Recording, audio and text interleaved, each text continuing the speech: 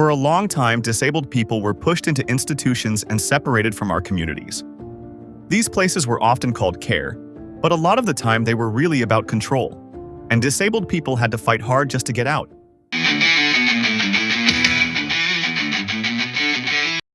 Hey, it's Brandon, your one-legged disabled self-advocate, and today I want to talk about disability history that still matters now. Part 1. The history. When people talk about disability history, they often skip over institutions, but that part matters a lot.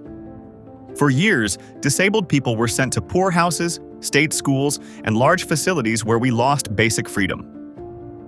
In the 1800s and 1900s, states built institutions for people with intellectual, psychiatric, and other disabilities.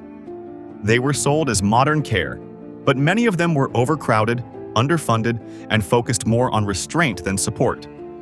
In many cases, families were told this was the best or only option. But once people got inside, they often had very little say in where they lived, who they saw, or how much independence they had.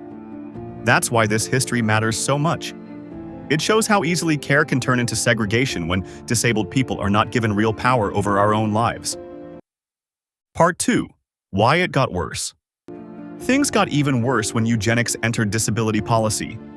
Disabled people were treated like problems to manage instead of people with rights, and that led to forced institutionalization and other abuses. By the middle of the 20th century, huge numbers of disabled people were living in institutions, cut off from community life. Later investigations exposed neglect, abuse, and conditions that made it clear these systems were failing the people inside them. And when people are isolated like that, it becomes easier for the public to ignore what's happening. That silence made the problem last even longer. Part 3. The fight back.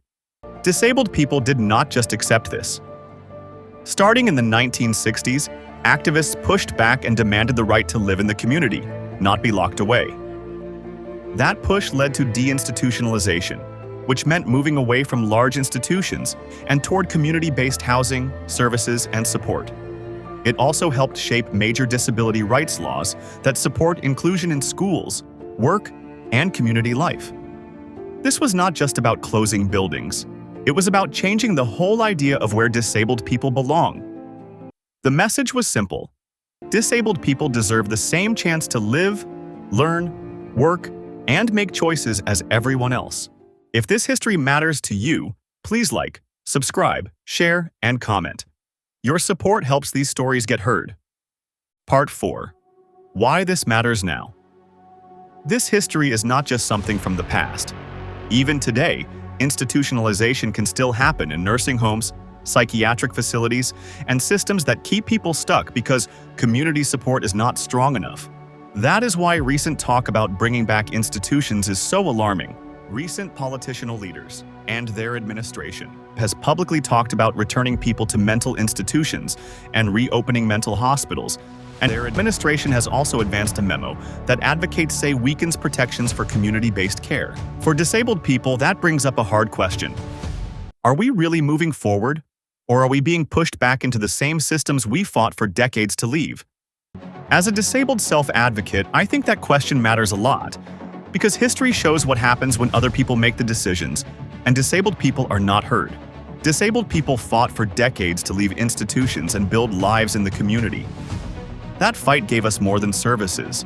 It gave us dignity, self-determination, and the right to belong. So when we talk about disability history, we need to remember the truth. Institutions were not the answer, and bringing them back is not progress.